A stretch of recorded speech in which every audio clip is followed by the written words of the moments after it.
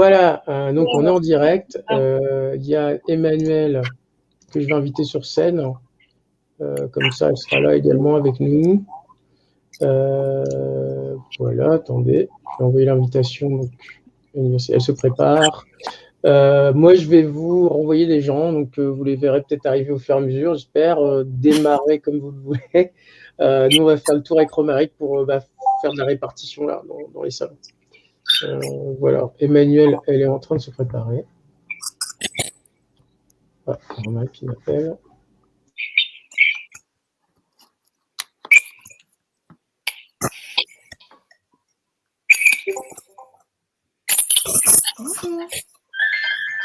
Bonjour.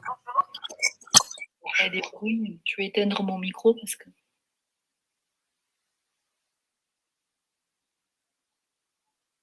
Bon, il y a quelque chose qui marche, c'est déjà ça. Je vous laisse démarrer et puis voilà. Merci. À plus tard. À plus tard, merci. Bon ben voilà, on se retrouve à quitter Discord.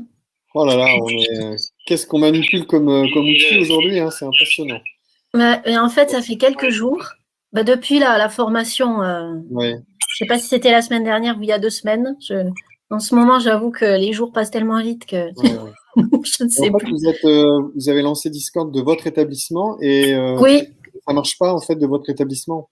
Mais en fait, c'est ce que je disais, c'est depuis la formation, parce que la formation, ça marchait déjà pas.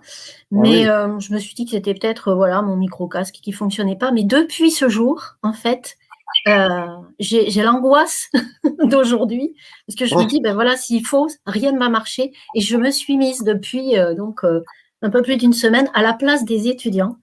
Et je me suis dit, c'est dans cette situation que j'ai osé, avec ma collègue, j'ai osé les mettre. S'il faut, ils ont rencontré les mêmes difficultés. Bon, sauf qu'ils n'avaient peut-être pas le pare-feu de l'université qui était aussi dur avec les applications. Mais c'est plutôt formateur, je trouve, cette journée, parce que ça montre que nous, on utilise des outils, et puis quand nous, on les utilise, ils marchent très bien. Mais est-ce qu'ils marchent pour les utilisateurs? Des fois oui, des fois non. Voilà. Ouais, c'est une très bonne remarque et c'est formateur, vous avez raison. Bon, voilà. Eh ben, on vous écoute. Alors, ce que je voulais, parce que quand même le poster c'est très difficile de réaliser un poster finalement, parce qu'il faut synthétiser ses idées.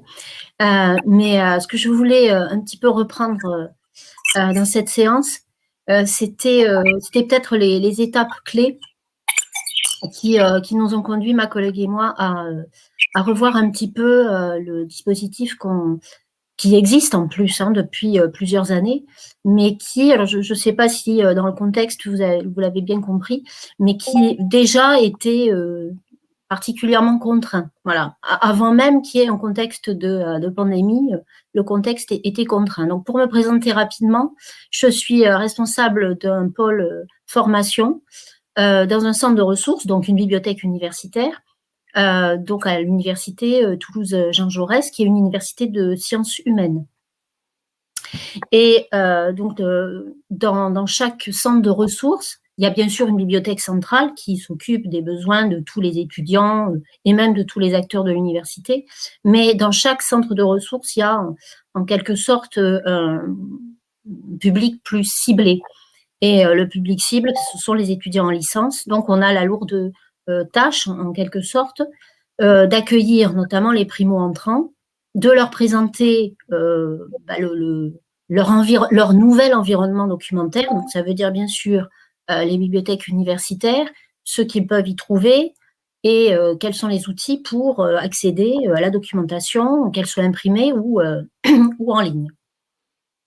Et on est à ce niveau-là, on est dans un contexte fortement contraint parce qu'il y a énormément d'étudiants. L'université Toulouse-Jean Jaurès, elle a plus de 30 000 étudiants.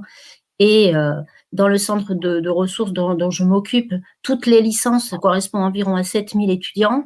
Et les L1, environ entre 3 000 et 3 500 selon les années. Donc, ça veut dire quand même potentiellement plus de 3 000 étudiants à former dans un temps très court parce que il faut leur présenter le plus vite possible l'environnement documentaire dans lequel ils vont fonctionner. On ne peut pas attendre 2 ans. Il faut que dès le premier semestre, ils aient bien sûr des visites de bibliothèque qui leur soient proposées, mais aussi, comme je le disais, la présentation de l'environnement. La présentation de l'environnement, ça veut dire présenter le catalogue, comment l'utiliser, parce que utiliser un catalogue de bibliothèque, c'est pas comme utiliser un moteur de recherche comme Google ou comme Bing. Il y a quand même des particularités dont il faut un petit peu, qu'il faut apprendre. Donc c'est pas simple la recherche documentaire en soi, mais dans un catalogue de bibliothèque, c'est aussi très particulier.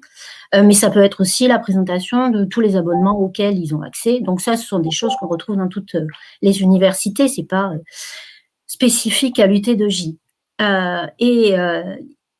Il faut aussi, d'une certaine façon, répondre à d'autres contraintes qui sont les contraintes de le fait qu'on ne soit pas dans les maquettes, en fait, qu'on va s'adresser. Partage le live là. Vous m'entendez ou pas? Oui.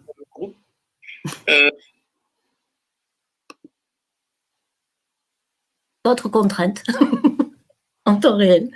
Donc, je disais, il y a des contraintes par rapport au fait qu'on n'est pas dans les maquettes, qu'on ne soit pas dans les maquettes, qu'on n'est donc pas considérés, nous, les bibliothécaires, comme des enseignants-chercheurs et avec cette obligation, finalement, de venir assister aux formations que nous proposons. Donc, il faut aussi essayer le plus possible de travailler en coordination avec les enseignants. En général, on intervient dans l'UE méthodologie du travail universitaire.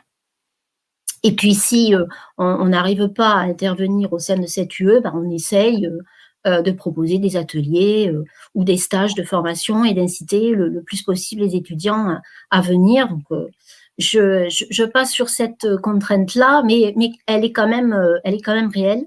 Et puis, il va y avoir tout un tas d'autres d'autres contraintes qui relèvent purement de l'organisation des bibliothèques. Ça veut dire que la formation, c'est pas forcément déjà, c'est pas une mission première dans ce qu'on appelle la bibliothéconomie. Les principales missions sont de faire de la veille, de faire des achats, de signaler dans les catalogues et de travailler sur l'accueil et la circulation des documents. La formation, c'est encore quelque chose qui est un petit peu à part, un peu annexe. Donc, ça veut dire que il n'y a pas forcément suffisamment de bibliothécaires pour assurer ces formations. Et quand on met en regard, c'est-à-dire le nombre de bibliothécaires formateurs et le nombre d'étudiants à former, on a forcément un petit déséquilibre. Donc voilà, si on fait la liste de toutes les contraintes, elles sont quand même assez nombreuses. Et s'ajoute à ça, je dirais quelque chose qui est peut-être qui est un peu transversal à tout ce qui à quelque chose qui se passe dans toutes les universités, c'est le fait que finalement les étudiants sont assez passifs lorsqu'on a un mode de transmission relativement classique. Ils s'ennuient vite ou en tous les cas ils ne nous montrent pas qu'ils sont intéressés. Et on a parfois des difficultés à les faire participer et ne serait-ce qu'à vérifier si finalement les contenus transmis ont bien été compris et s'ils sont en mesure de s'approprier tout ce que on leur transmet.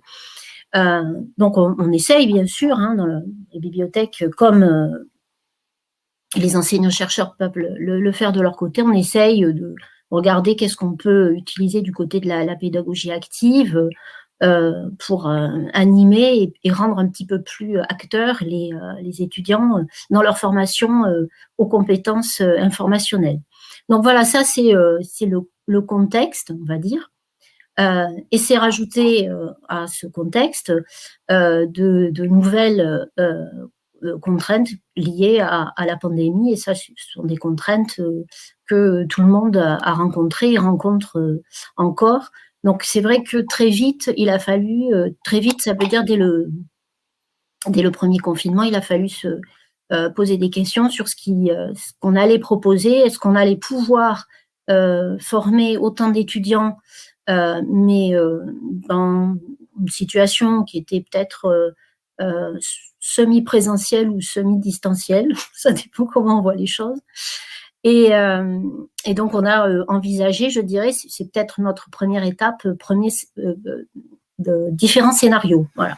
Donc, au printemps 2020, avec ma collègue, on s'est dit que ce qui existait, pour aller vite, ce qui existait, c'était les visites de bibliothèques, la bibliothèque universitaire centrale, le centre de ressources dans lequel nous travaillons, et une séance de formation de 2 heures pendant lesquelles on leur fait faire des exercices à la recherche documentaire.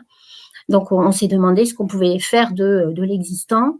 Donc, on a commencé par poser un premier scénario avec conserver les visites des bibliothèques en présentiel en respectant des jauges, parce qu'on se doutait que ça ne serait pas des groupes de 15 qui pourraient faire ces visites, et en se disant que la séance de formation, il fallait forcément la prévoir avec une autre modalité. Donc ça, c'est le premier scénario. Le deuxième scénario, c'est se dire que des contraintes, nous en avons déjà. Celle de la pandémie, celle au pluriel de la pandémie, elle s'ajoute. Est-ce que c'est pas le moment de se dire que contrainte pour contrainte, il faut penser à un dispositif qui nous permette justement de régler la question du temps, la question du nombre de formateurs, la question du nombre de formés. Donc le deuxième scénario, c'était de se dire que il y avait des contenus que nous pouvions mettre à distance et qui allaient un petit peu s'articuler avec les différentes étapes qui étaient déjà existantes, c'est-à-dire la visite des bibliothèques et la séance de formation. Donc, deuxième scénario, la visite de la bibliothèque centrale et du CROG.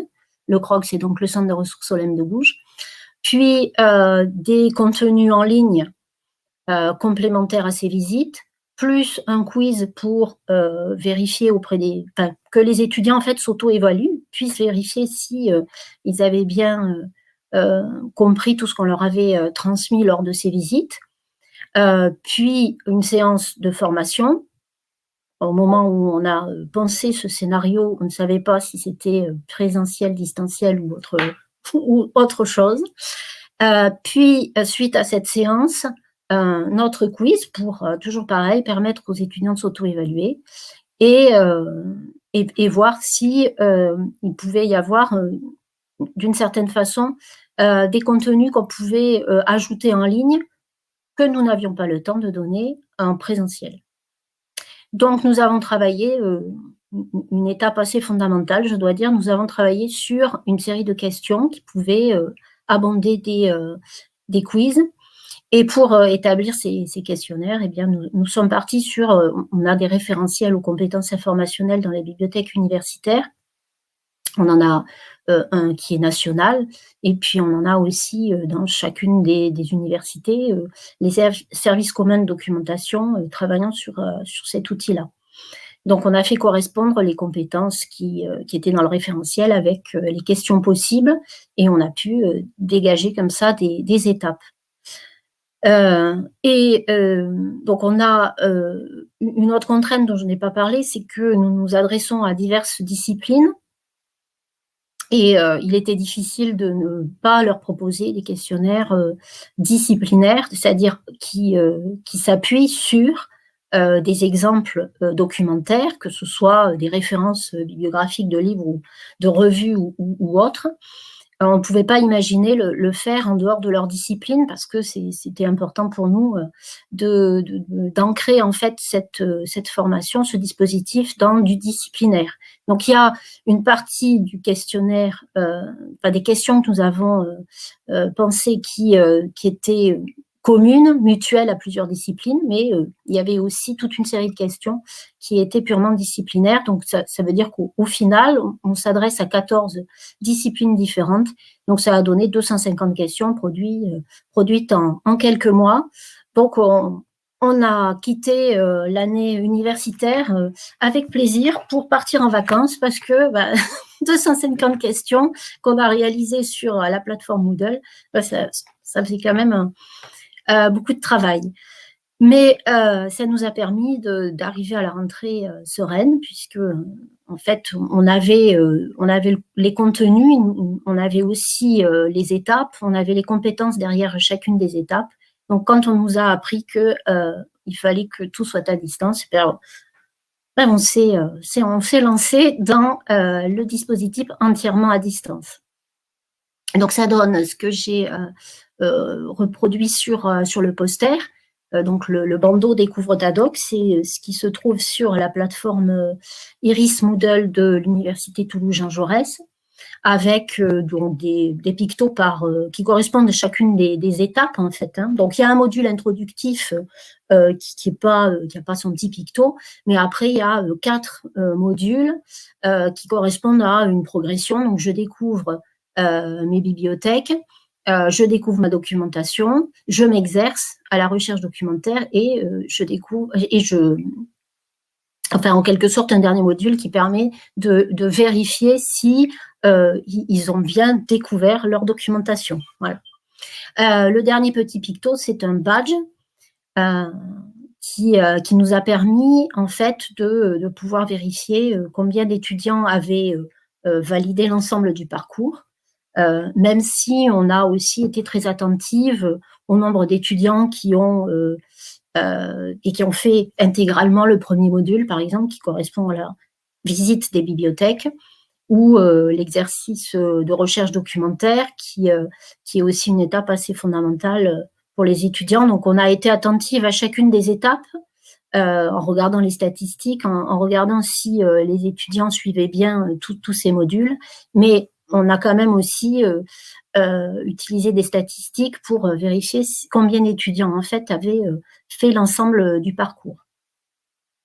Alors, ça s'est plutôt bien passé, on va dire, même si on a fait beaucoup d'accompagnement, de l'accompagnement par mail, bien sûr, mais aussi par téléphone, sur le forum aussi, puisqu'il y a un forum intégré à Moodle.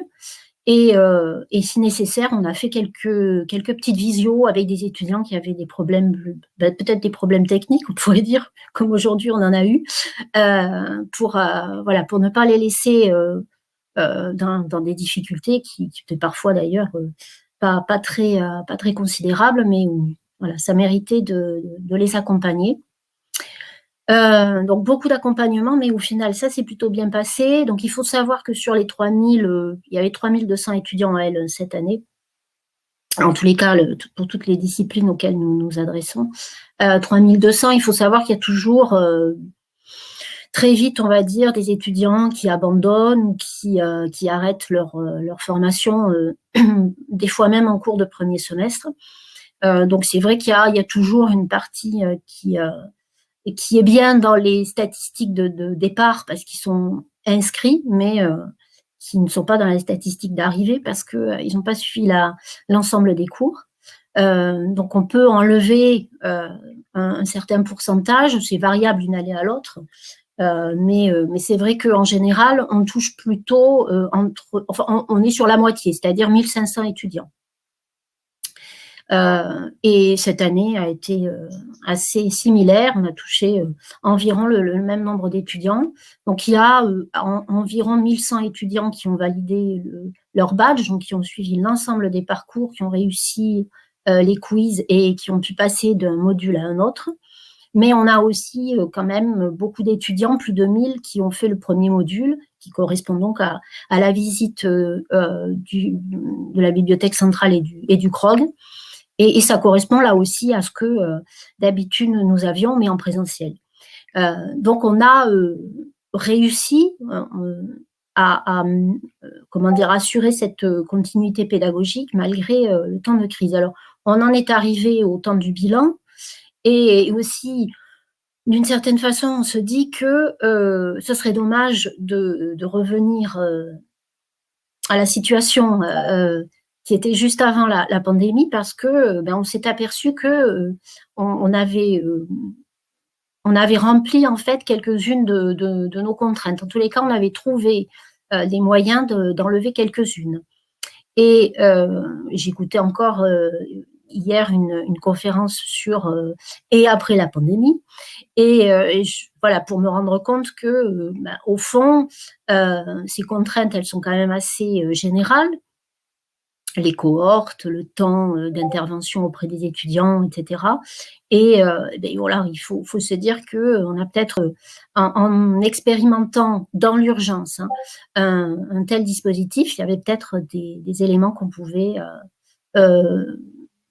poursuivre. En tous les cas, on pouvait rendre pérenne ce dispositif. D'abord parce que nous avons des étudiants qui sont pour qui on a fait un sondage auprès de ces étudiants et nous avons eu environ 400 retours et on s'est rendu compte que ce que les étudiants appréciaient le plus dans ce dispositif, c'était d'apprendre à leur rythme, de pouvoir aussi revenir autant de fois qu'ils le souhaitaient d'ailleurs sur l'ensemble du semestre, de revenir sur les contenus, voire de revenir aussi sur les questionnaires. Beaucoup ont apprécié justement d'avoir accès à des contenus en ligne. Ils ont trouvé aussi que c'était complémentaire à ce qu'ils pouvaient avoir dans le reste de leur enseignement. Donc voilà, ça, ce sont des éléments sur lesquels on peut bâtir, on va dire, le futur dispositif. On s'est aperçu aussi, bien sûr, que certains étudiants pouvaient suivre ce parcours parce qu'il était à distance et pas en présentiel. Donc, on va probablement maintenir ce dispositif l'année prochaine en l'aménageant, en tenant compte, bien sûr, des retours du sondage. Mais voilà, je ne vous cache pas que de toute façon, les visites des bibliothèques et les séances de formation vont sûrement revenir aussi en présentiel pour correspondre à d'autres besoins, d'autres pratiques, parce qu'il y a des étudiants pour qui le présentiel, ça reste quand même important aussi à maintenir. Donc voilà un petit peu les différentes étapes, voilà un peu aussi le point d'arrivée, mais qui est peut-être un nouveau départ pour ces formations documentaires qui sont assurées donc auprès d'étudiants à elle. Si vous avez des questions, n'hésitez pas. Alors, oui, il y a une question de Laurence Drouel qui demande si vous envisagez de le rendre hybride. Alors, c'est la question, c'est-à-dire que est-ce qu'on fait, comment dire, est-ce qu'on propose le parcours à distance pour tout le monde, c'est-à-dire est-ce qu'on l'ouvre pour tous les étudiants, quelle que soit leur situation, mais en proposant des activités en présentiel, donc je disais la visite et la séance de formation, ou est-ce qu'on fait en quelque sorte deux parcours, c'est-à-dire un parcours hybride avec des contenus à distance, parce que si vous l'avez bien compris, ces contenus, ils nous permettent de régler certaines de nos contraintes qui sont, comment dire, qui sont récurrentes, hein, qui sont pas spécifiques à la pandémie.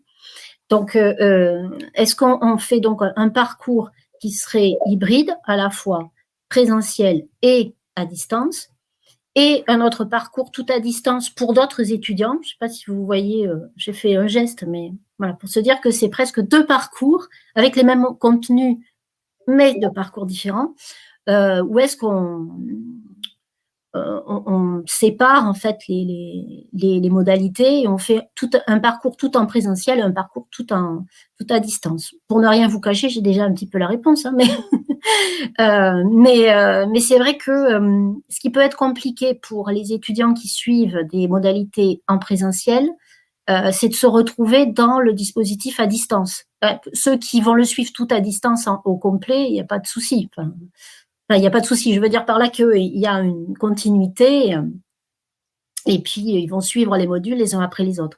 Ce qui peut être plus compliqué pour ceux qui seraient avec la visite du CROG en présentiel, puis des contenus à distance, puis la séance de formation en présentiel, puis des contenus à distance, ces allers-retours, à mon avis, ne peuvent pas se faire sur exactement le même parcours, le même dispositif.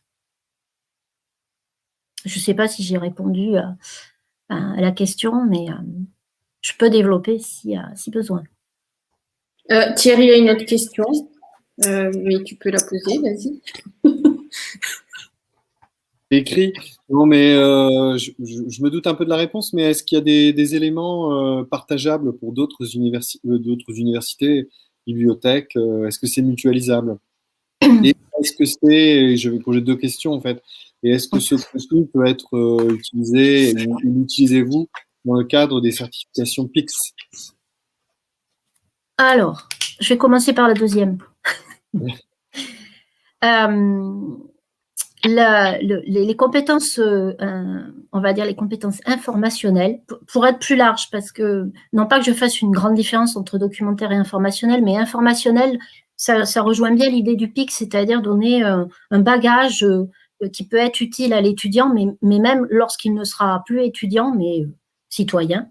Donc, voilà, un chapeau un petit peu plus large. Ces compétences, en fait, elles sont inscrites dans les différents décrets comme étant des compétences indispensables, mais l'organisation finalement de la formation qui est utile, elle est un petit peu dispersée. En tout cas, on sent bien qu'il y a plusieurs acteurs qui interviennent sur cette question.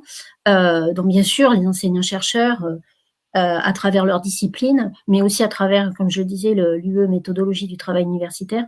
Il y a les bibliothécaires, il peut y avoir aussi d'autres acteurs qui viennent apporter un peu des éléments sur ces compétences informationnelles. Et c'est encore, je dirais, un peu flou pour certains étudiants. C'est-à-dire, quand on leur parle de ces compétences-là, on ne voit pas très, très bien ce que ça peut, de quoi ça peut relever. Et par ailleurs, pour répondre à la question du PIX, les bibliothécaires, en fait, sont pas vraiment, comment dire, travaillent pas en concertation avec ceux qui travaillent sur le PIX pour faire en sorte qu'il y ait des questions qui soient posées ensemble, quoi, en quelque sorte. C'est-à-dire que le PIX, c'est encore autre chose, c'est encore à côté, voilà. C'est un acteur de plus, acteur entre guillemets. Et c'est vrai que ça ne doit pas aider pour les étudiants d'avoir tous ces éléments en fait qui conduisent aux mêmes compétences, hein, mais tous ces éléments qui arrivent en ordre dispersé.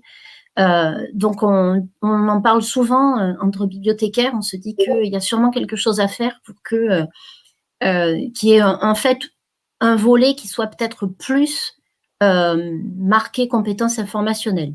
Mais ça se joue au national. C'est pas comment dire, c'est pas dans une seule université que ça peut se régler. Mais je vois tout à fait ce que vous voulez dire, et moi aussi j'aimerais bien que ce soit intégré, que ce badge ou un autre soit intégré au PIX. Mais on en est loin. Après, pour l'idée du badge, il faut savoir que notre idée au départ, c'était de pouvoir dématérialiser quelque chose qui ressemblerait à une attestation. Une attestation comme quoi ils ont suivi les modules. Voilà. Et donc, dans les différentes années qui se sont écoulées, on a tout testé, les attestations papier individuelles, les attestations qui devaient nous amener pour tamponner, une attestation unique, enfin bref, toutes les formes. Alors, non seulement beaucoup d'arbres ont été saccagés à cause de, de nos attestations, mais en plus, ça demandait énormément de travail et forcément des attestations perdues. Ou en tous les cas, c'était compliqué de conserver ce système-là. Bref, l'idée de mettre un badge sur Moodle, ça nous a permis d'avoir tous les documents nécessaires pour et faire le suivi, c'est-à-dire qui s'est connecté à quoi, combien de temps il y a passé, qu'est-ce qu'il a rencontré peut-être comme difficulté, et au final, combien sont arrivés au bout. Et on a pu extraire aussi une liste d'étudiants ayant validé le badge qu'on a pu donner aux enseignants-chercheurs qui étaient donc intervenants dans l'UE méthodologie. Donc ça nous a permis aussi d'avoir un suivi assez administratif, on va dire. plus facile à gérer que d'habitude. Et sur la question de qu'est-ce qui peut être mutualisable, alors je pense que là aussi, c'est presque l'expérience qui peut être mutualisable. Les contenus, forcément, il y a évidemment sur la méthode de la recherche documentaire des éléments qui sont transversaux. Mais c'est vrai que chaque bibliothèque, chaque université a ses spécificités. L'environnement documentaire peut être différent parce qu'il y a un bouquet ou une série d'amendements qui est X dans cette université et Y dans l'autre. On n'a pas tous le même catalogue, même si on se doute bien que la façon d'interroger un catalogue, c'est pas extrêmement différent d'un système à l'autre. Mais il y a quand même quelques particularités. Donc, c'est pour ça que je dirais que c'est plus l'expérience au global. C'est-à-dire, oui, on peut former, on va dire, un certain nombre d'étudiants au premier semestre à cette présentation de leur environnement documentaire. On peut faire un suivi de telle façon qu'on s'aperçoit qu'il y en a qui ont des difficultés et on peut les aider. On peut faire du disciplinaire parce que justement, avec cette possibilité de multiplier les parcours, on peut donner une teinte, une couleur au dispositif lui-même. On peut faire quelque chose qui est neutre, on va dire, hein, mais on peut aussi amener des éléments plus disciplinaires, comme je disais. Donc tout ça, ça peut être réutilisé et voilà, nous ne sommes pas les seuls bibliothécaires à avoir pensé ces dispositifs, mais on voit bien que c'est une solution. Je ne dis pas que c'est la solution, mais c'est une solution pour résoudre les contraintes que l'on a et qui vont perdurer même après la crise sanitaire. On va prendre très rapidement une dernière question et avant de retourner sur Discord parce qu'on a déjà pas mal dépassé. C'était Jean-Marc qui voulait poser une question. Justement, à propos du disciplinaire, moi je pense que ces compétences documentaires et informationnelles de manière générale sont tout à fait centrales dans la formation de nos étudiants. D'abord parce que ça constituera la principale, le cœur même de leur activité professionnelle, quelle qu'elle soit d'ailleurs, puisque c'est essentiellement du travail d'analyse de documents, de synthèse qu'on va leur demander et qu'on attend d'eux quand ils sont dans le monde professionnel ou qu'on fasse de la recherche. Et justement, il me semble qu'il faudrait l'articuler davantage avec le travail qu'on fait dans des enseignements disciplinaires à proprement parler, où dans l'initiation à la recherche notamment, on apprend aux étudiants à faire de l'analyse de controverses, où on apprend aux étudiants à faire des revues de questions. Et est-ce que vous envisagez de prolonger ce dispositif-là sur ce type de compétences-là qui sont bien plus que simplement savoir interroger une base de données, mais être capable d'extraire de cette base de données les questions sur lesquelles il faut travailler ou les questions qui font débat et pour lesquelles, effectivement, on a besoin d'informations complémentaires. C'est tout à fait la question qu'il fallait pour terminer. C'est-à-dire, qu'est-ce qu'on fait après un tel dispositif? Oui, tout à fait. C'est exactement ce que nous voulons faire. Alors, plutôt en L2 et en L3. Oui. Mais c'est vrai que pour aller très vite, c'est vrai qu'on s'aperçoit que les étudiants arrivent en master et ont des difficultés pour faire des recherches documentaires. Donc c'est vrai que ce qui manque, c'est une espèce de continuité, c'est-à-dire que leur proposer chaque année une montée en puissance en quelque sorte par rapport à ces compétences-là. Donc là, on est d'accord, c'est un dispositif qui leur donne les premières bases. Hein. On ne rentre pas dans justement la sélection ou l'évaluation de l'information. On est déjà à cette première étape qui consiste à accéder à l'information. Mais le projet, c'est évidemment de poursuivre ce dispositif avec peut-être quelque chose qui qui pourrait être tenté sur la comment je pourrais expliquer ça, la coparticipation à des projets qui, par exemple, qui nécessitent de documenter des fonds, des collections que nous avons et qui sont souvent donnés comme ça de façon un peu brute. Enfin, brute, c'est juste la description, titre, auteur, voilà, hein, c'est la référence bibliographique et pas plus. Et ce qui pourrait être intéressant, c'est de les faire participer à un travail qui permettrait de documenter toutes ces collections et qui pourrait aussi leur permettre de s'approprier des collections qui sont quand même académiques, universitaires, qui ne sont pas évidentes. Ça, c'est l'articulation qu'on peut faire. Ouais. Parce que notre rôle n'est pas non plus de remplacer l'enseignant-chercheur qui, lui, va donner des sujets, des thématiques, et qui va bien sûr leur demander des exigences documentaires, c'est-à-dire fournir des bibliographies ou croiser des documents pour pouvoir répondre à ces questions, à ces thématiques. Nous, il faut qu'on reste quand même sur notre cœur métier. On a des collections, notamment des collections patrimoniales. On peut peut-être s'appuyer là-dessus et se dire qu'une fois qu'ils ont eu cette première base de compétences, ils peuvent passer à une deuxième et nous aider, en quelque sorte, à construire cette bibliothèque qui autant, voire plus, la leur que la nôtre. Donc ça, c'est une piste que nous envisageons.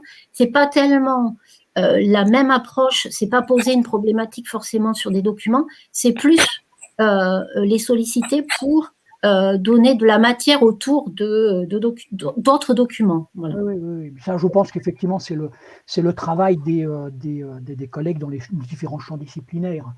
Je vous ai mis dans le chat là un lien vers le projet que nous menons avec des collègues justement dans cette idée-là, où on les fait travailler à le développement de compétences en recherche documentaire critique et ensuite en analyse de controverses, qui est un projet pluriannuel dans le cadre d'une licence de psycho, et où on travaille en fait avec des bases de données bibliographiques construites progressivement avec les étudiants.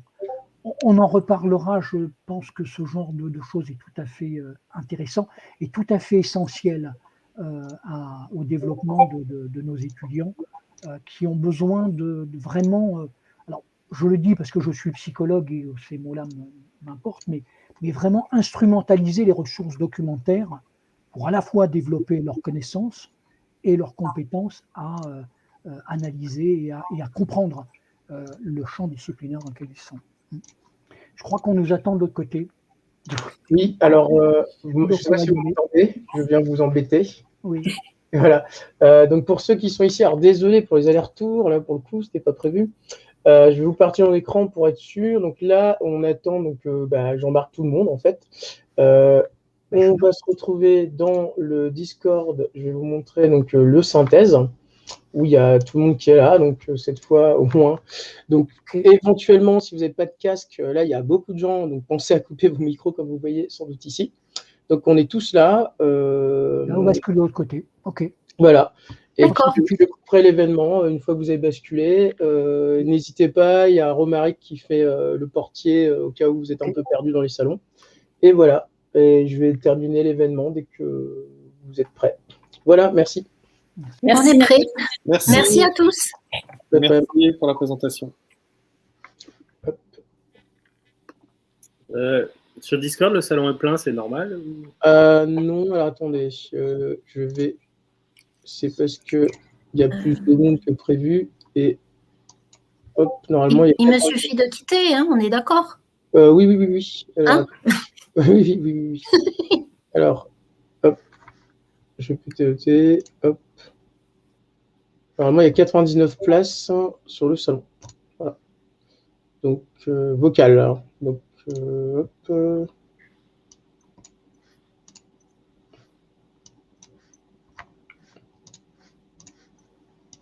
Ah, ça y est. Voilà, c'est bon. Pas disponible pour plus de 25 utilisateurs. Non, 99. Vous ne pouvez pas être tous en même temps. On ne veut pas. Il faut cliquer sur un. Du coup, Roshan, sa caméra a été désactivée aussi, c'est ça? Voilà. Alors. Mais c'est pas très grave dans le sens où je vais pas. Voilà. J'ai terminé l'événement.